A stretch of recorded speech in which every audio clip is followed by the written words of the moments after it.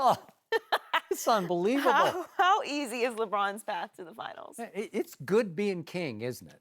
Right? Is LeBron James not the luckiest superstar of all time? Yes, he is.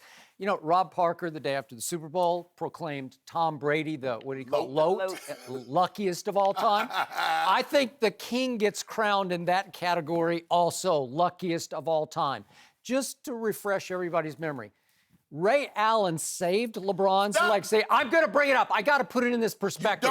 He did, because LeBron turns it over 3 times in the last 3 minutes. He misses the tying 3 to send it to overtime, and Ray Allen hits the clutchest shot I have ever seen. And then, did Draymond Green not help save LeBron's legacy by paying the ultimate verbal disrespect to him? He called him the B word. He hit him below the belt down the court, and he gets suspended, and all of a sudden, a 3-1 Golden State lead turns into the king wins his 3rd ring to go 3-4 in NBA Finals.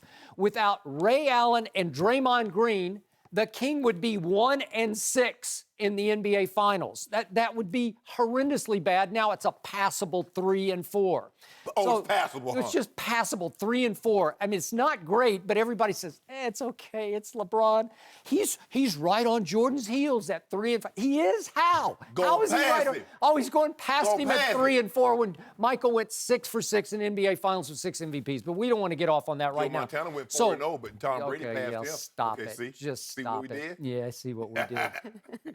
So which Eastern Conference team loaded up at the trade deadline? Which team did I think, man, they might now have a chance to at least threaten the Kings team?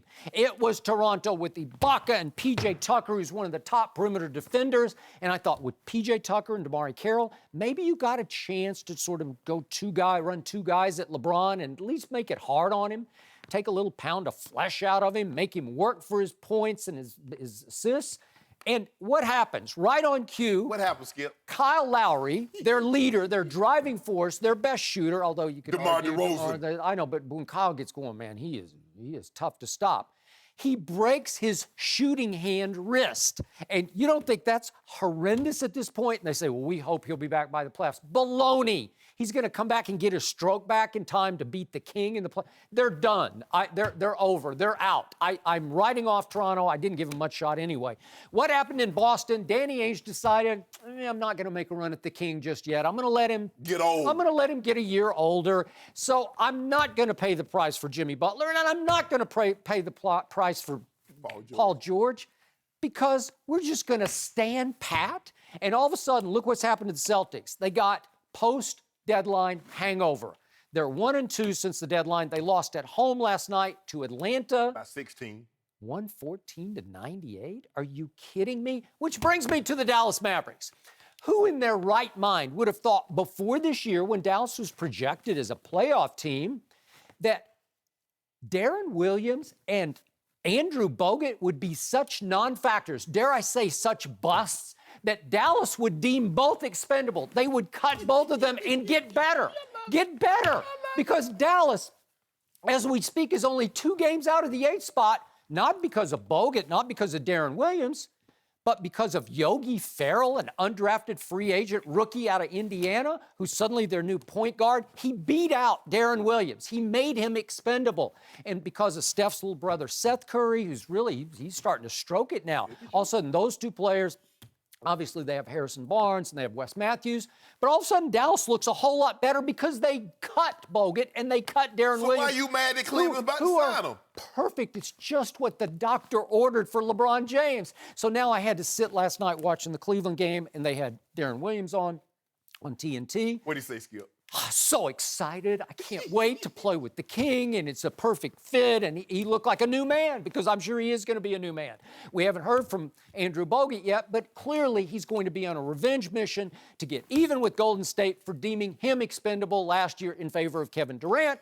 So now who would he join? He would join the Kings team to get even. And now we even go to Kyle Korver, and I told you going into last night, Kyle Korver is looking like an all-time small piece steal, where you just stole him from what's left of Mike Dunleavy from Atlanta. Why would Atlanta give up Kyle Korver? I don't get it. He is 40 for his last 64 going into last night. That's 63% from 3. He's as fine a catch-and-shoot three-point shooter as there is in the league, including Klay Thompson. And the King got him. And that's exactly what the King needed. So it's over. It's a done deal. There are no more excuses because the loat is LeBron James. Hey, we got Kyle Korver for what? A box of matches? Yeah, a box of Dunleavy. Hey, why are you so upset, Skip? Well, it's just so lucky. It's like, what more could you ask for? You said the Dallas Mavericks didn't need him anymore. Yogi Ferrell beat him out. Beat him out? Was a Yogi Ferrell beat out Darren Williams? Yo, well, tell Dallas to get boo-boo and maybe they'll make the playoffs. That's right. That's good. Skip, it's not easy what LeBron's doing. It's not easy. He makes it look easy. It's a cakewalk. And you know what's going to happen, Skip? After the playoffs, every team in the Eastern Conference is going to have surgery to get LeBron's foot removed from their butt because he's hanging, boom, Ooh. Boston, Ooh. Toronto, boom, kicking it right Atlanta, out. boom. Boy, that's impressive. You already know. When LeBron comes, he swings the pendulum of power.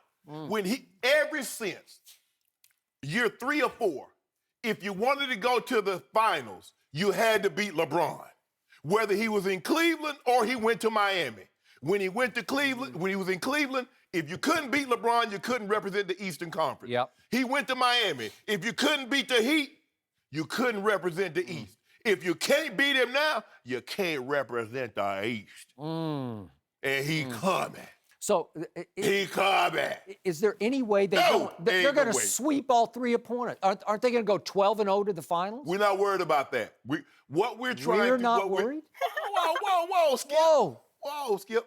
Okay, let me be objective here. The Cavaliers. What the Cavaliers are trying to do, they're trying to minimize the amount of minutes that LeBron plays in the first round, the second round, and the finals, because we know we ganging up. They already know that he's going to probably have to go 38 to 42 minutes over a 7-game series.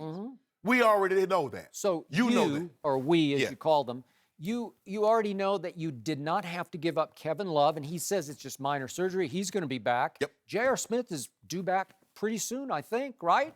And Shumpert, we thought, was going to have to be traded for that backup Patrick Beverly point guard. Nope, didn't happen, so he's still there. But Skip, he was pretty good last night. Okay, here's the thing.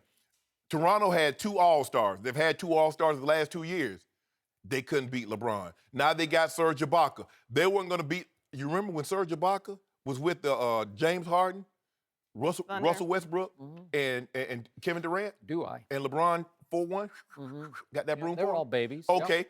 The Boston Celtics has the 5th best record in all of the NBA. They got the best scorer in the 4th quarter in Isaiah Thomas. But you already know, Skip. He's 5'9". I don't. Well, all I know is he's putting the ball in the basket.